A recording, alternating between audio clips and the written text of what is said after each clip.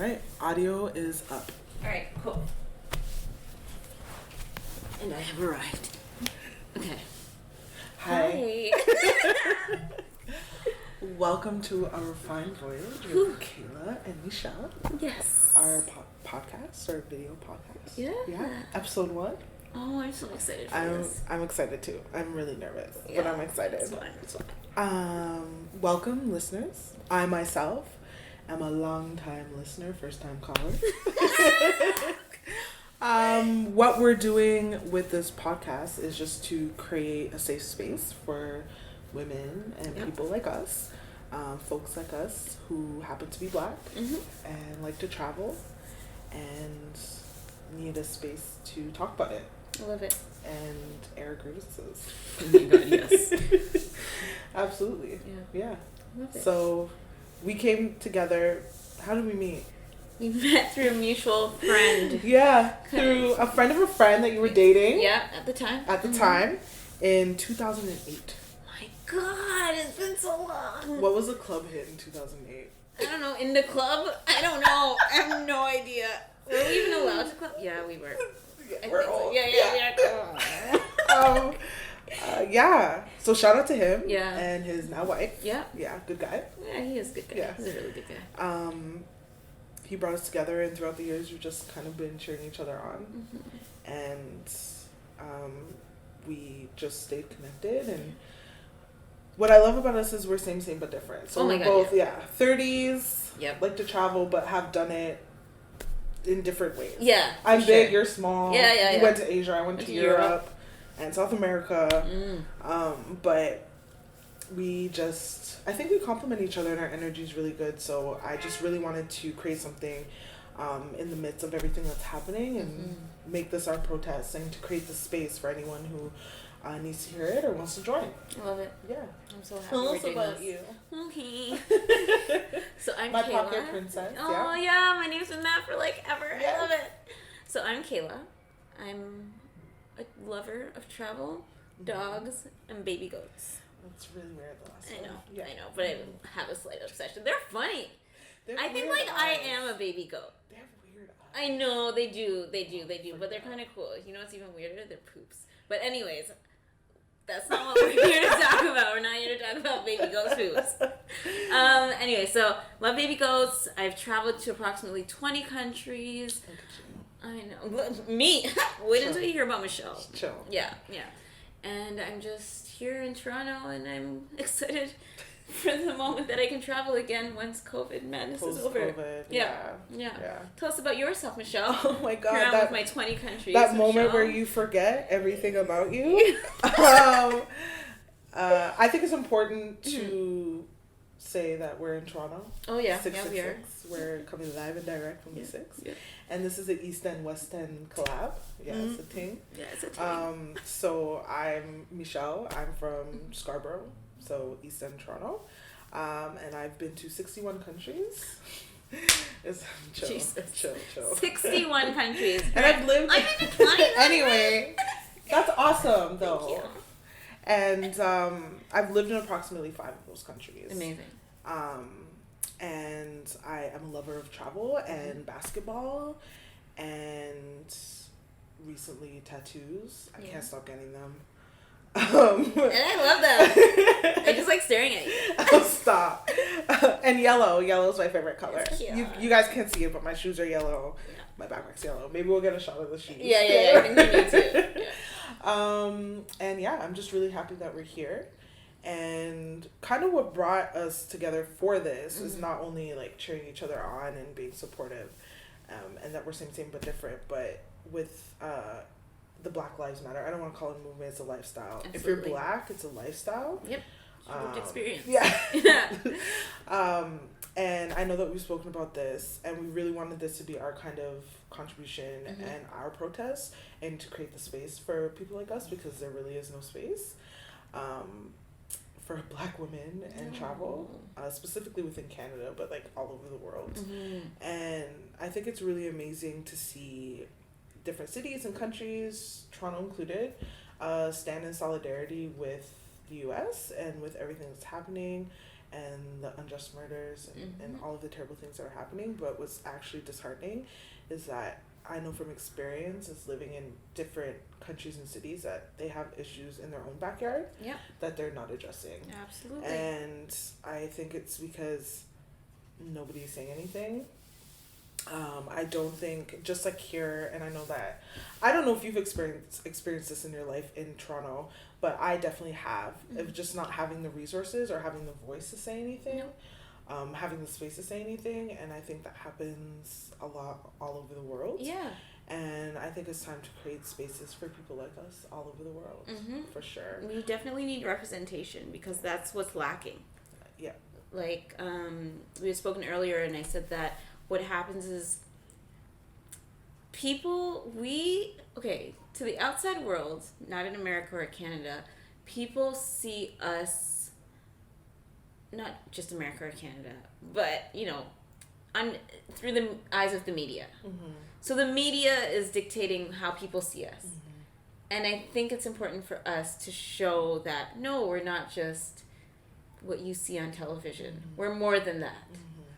So absolutely. I think that's my protest. Yeah, and I join you in that protest. Thank you. I support you. Thank you. I know that we've spoken about this. Where are we? Other Black women and men that travel, can you find us? Yeah, please. Yeah. Reach out, because I know that you do, when you do see another Black face, you're like... Yeah. I do the head nod. Or I'm like, oh my God, hi, we're best friends. Yeah, exactly. But I completely agree, and in my experience, so 2019 was the worst year of my life. 2020 has been absolute trash. Yeah. And weirdly trash, magically trash. It's just everything in your wildest dreams happening at one time, but in the worst way. Yeah. We're in the upside down. No. But 2019 for me personally was a terrible, terrible time, and I was living in Stockholm. It's okay. I survived it. I was living in Stockholm, Sweden, which was not a great time for me. And I had a bad time from, just get bad vibes. It was just a bad time from week one. And I kept trucking along, and there was a point where I kind of reached my breaking point. I was like, okay, I'm going to leave. And then I got this opportunity, and I said, you know what, I'm going to stay because of that. Because I'm like, you know what, I want to be that one person for that one person, or, 2 people or whatever, that I can show that all of these stereotypes that you're perpetuating about people that look like me or might look like me are incorrect. Exactly. And I want to show that to you. Good. It took a lot out of me, and I don't know if it was the best decision, but I did it. So I totally understand, and I support your protests, and I'm seriously right there with you. And I'm so proud of you. Honestly, because a lot of people would have just given up, and you were just like, no, I'm not giving up. But then eventually I did, because I had to come home. Well, I didn't come home. That's another story. But you're leaving us again, so. Yes, eventually. Yeah. Why don't you talk about where you've lived? Yeah, so I lived in China for a year, which was awesome. It was an adventure, but it's still something I miss a lot, and I would go back. And you're probably like, why would you go back, Kaila? COVID, Corona, 45 called it the Chinese virus. What are you talking about? But we ignore that guy. No. Anyways, but honestly, it was an interesting experience, to say the least. I was in a small town. Well, small town. I don't even want to call it small. There's still 1 million people. You know what I mean? Yeah.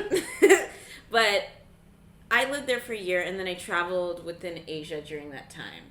And I always felt like, for most of the time, I was the only Black face. Yeah. So it was interesting, to say the least. But it was great. I taught children English, and I loved it. And I want to continue to travel. Yeah. But again, COVID's kind of... Post-COVID. Yeah. You have to have these dreams. Yeah, right? Exactly. That's why we're doing this. We're just trying to fulfill our time with our dream. No, yeah, exactly. But even living in China and traveling through Asia, it was almost like there's times where I was a celebrity. Well, I felt one, because they were constantly taking pictures of me. God. And that also talks, there could be 2 different things. You can see it as, you can be viewed as a zoo animal almost. Yeah. Or you could view it as curiosity. So you have that's how you feel, right? Right, exactly. I guess. Yeah. And their attitudes. Exactly. Yeah. And for the most part, they were positive. Yeah, I don't know where all my photos have gone or what they're saying about them, but Someone has me on their phone. Is there like a Chinese version of TikTok, or TikTok is the Chinese There version? is a Chinese version of TikTok, but You're I don't know what probably it's on there. Oh, perfect. You're like the poster child. Oh. Somewhere there's like a huge billboard of your face on it. Send me money. Please, baby. I would love that. Yeah, wow. And the last place you were was Ireland. Yes, I was Practice, living in Dublin, Ireland. Mm-hmm. Not a lot of black people in Ireland. Ireland was interesting, and it has been interesting, and it will continue to be interesting because when I moved over there, I thought it was going to be another cookie cutter UK city, and I was really kind of not pumped after my experience in Sweden. I don't even know how I mustered up the energy to like try again and to try to live in a new place. But it really surprised me. The agriculture there is really amazing. Right. The shades of green you can't find anywhere else. It's like, it's actually so beautiful. However, I found that the Irish can be traditionalists, and it's really interesting to come from Toronto, a place where we have everything. Right. There's so many different cultures. There's so much different food, so many different food options. Yeah. And it really isn't like that over there. I had a couple of big macroaggressions towards me. Wow. Which we'll get into another time. But it was an interesting experience, and prior to that, it was Sweden. Prior to that, it was Amsterdam, and prior to that, it was Brazil. And what's interesting about Brazil, living in Sao Paulo and traveling around Brazil and South America, and also living in Amsterdam and traveling around Holland, there are black people there. Right. However, what I found is that, first of all, there's a huge language barrier. But what I found, which was very similar, and there are struggles everywhere, I found in my experience for black people. And I myself have been pigeonholed into a socioeconomical background because I grew up within that socioeconomical background. So, you know, I grew up in low-income housing. My parents still live there. I'm not embarrassed by it. It's just a fact. Yeah. You know, I'm first generation. And it was similar issues in Brazil. When you get pigeonholed into socioeconomical backgrounds, low-income housing, favelas, which they call in Brazil, or different areas, even in Amsterdam, you don't have access to great school systems.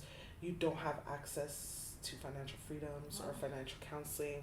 And so I found that even though there was a disconnect through my culture and being from Canada and like not really knowing what it means to be from Canada and being black, to these communities, because even though we couldn't maybe communicate at first through language, I mean, of course I studied a little bit, so at the latter half of my time in these countries, I could speak a little bit and communicate. But what was really interesting was that we shared the same struggle. Right. Like, for example, in Amsterdam, if you go to an area called Bilmer, they, like, a lot of the black people out there who come from a Surinamese background, a lot of them won't speak English very well. And that's or due at to all. education? Due to education. Right. Right, because in that area, you know, they don't have great education. Whereas if you're like, you know, in the heart of Amsterdam, or you speak to someone that went to like private school or something, you know, they have a really great English level because, you know, they have the opportunity to do that.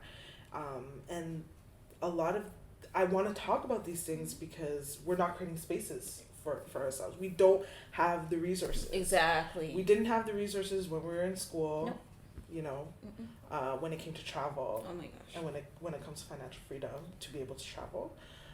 My gap year was spent working at the Gap to pay for school. Yeah.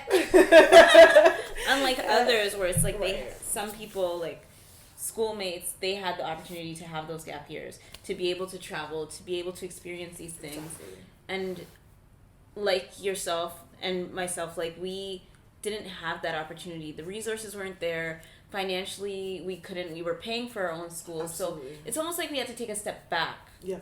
Before we were able to do the things that most people, you know what I mean, are able to do easily for themselves. We've spoken about starting late because when we came back from China, I was leaving. Yeah. So, I took my first trip when I was 17 years old. Yeah. And I've always been a traveler, but I wasn't able, to afford it.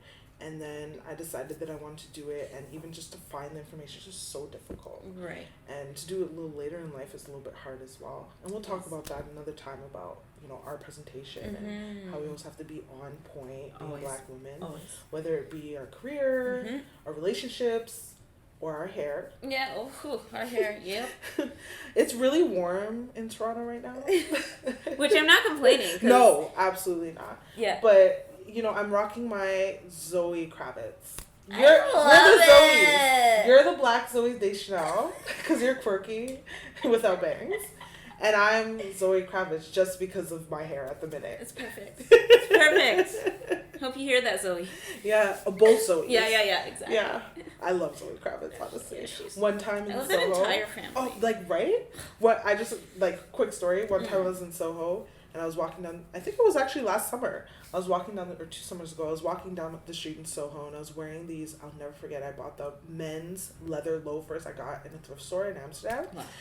And I'm walking down the street and I saw her and when you see someone and you're like, you don't know, but I'm pretty sure I was staring. Yeah. And she walked by me and I think she obviously realized I was staring. She's like, I like your shoes. And I couldn't even say thanks. So anyway, that's my claim to fame. I love it. So if you ever come by this, Zoe's, know that we're here. Thank you. Yeah. But yeah, I love this. I love this too. And I'm excited for us to continue our conversation, the refined voyage. Yes, a refined voyage is what it is. Kaila and Michelle. Yes, that's us. Exactly. Thank you for listening. Yeah, thanks for tuning in. This is awesome. Yeah. And until next time. Peace. Bye. Like what you see and hear? Good. Be sure to like and subscribe. Until next time, a refined voyage.